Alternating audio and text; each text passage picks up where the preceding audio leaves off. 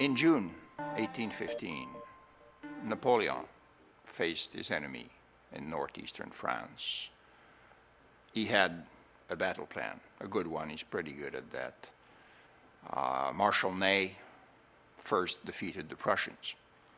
Marshal Grouchy's mandate was to actually pursue the fleeing Prussians as they were retreating. He started out late. He wasn't sure where they went. Maybe he didn't feel like it. We'll never know. The fog of war has hidden that forever. What we do know is that the Prussians did reach Wavre. They were there to support the Duke of Wellington, break through the right French flank, leading to Napoleon's meeting is Waterloo. Many organizations thus meet their Waterloo, not for lack of a good battle plan, but for poor execution. An organization that can do the right thing, identify the right strategy, and then do it right will always be the most nimble at exploiting strategic opportunity or reacting to competitors' move. By emphasizing strategy as we have and we should, the message has often been misinterpreted, misconstrued as meaning that details do not matter, really. Don't get bogged down in details. The devil's in the detail. Without the deeply rooted connection to operation where value is created, there is no strategic advantage. And you do not learn because you learn on the floor. It's not only the strategic apex that has to learn, but the thousands of employees delivering value day in and day out. Nobody gets up in the morning saying, I'll do a poor job today. Many employees get up in the morning saying, I don't know the strategy, I don't know my contribution to the battle plan, I don't know how to put my shoulder to the wheel, to go back to the cannon and the mud analogy I started with.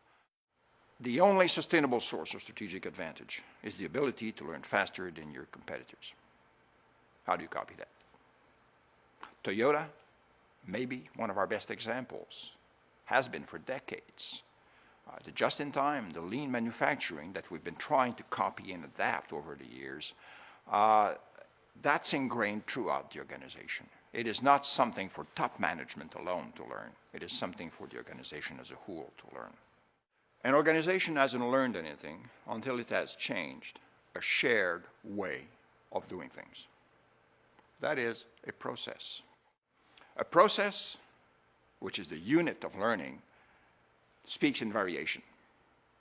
Variation is the enemy of value, but variation is the friend of anyone who wants to understand the process, improve it. Employees can do that.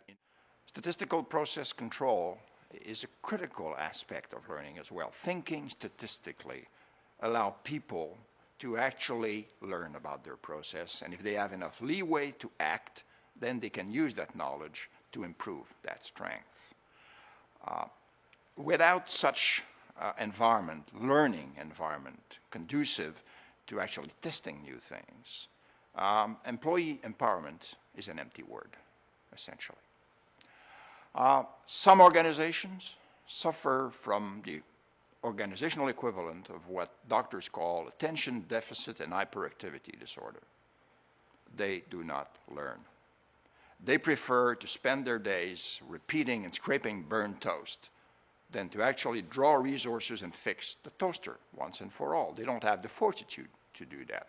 Learning is not easy. In these organizations, nobody is ever rewarded for avoiding a fire. It's the firefighter that gets rewarded. Employees get the message. They behave accordingly. How do you improve processes? How do you design new processes that work? With rigor. Rigor is simple, conceptually. Logical validity, evidence-based discipline. You observe phenomena. Through intuition and experience, you make a hypothesis. You experiment it, you test it, you get data, you analyze them, you get knowledge. You spread the knowledge in the organization. The scientific method is a self-correcting method of discovery. The organization progresses from one defect to the next. And this sense of failure from which you learn is a step forward to be celebrated. Without it, you work in a superstitious organization.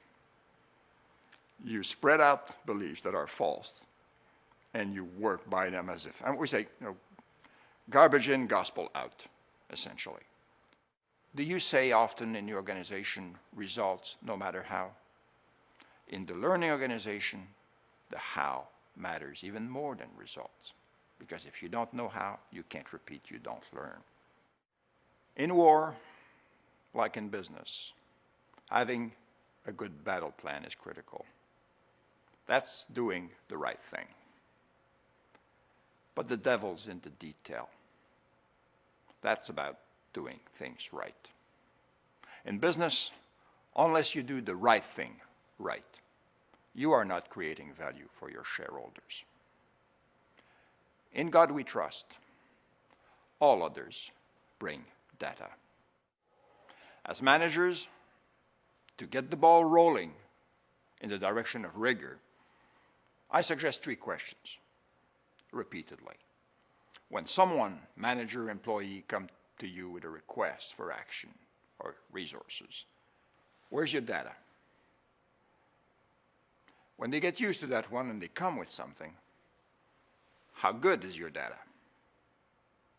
And when they get used to that second one, did you get the right information from that data for action? That might be the beginning of a culture change, which has to be top down.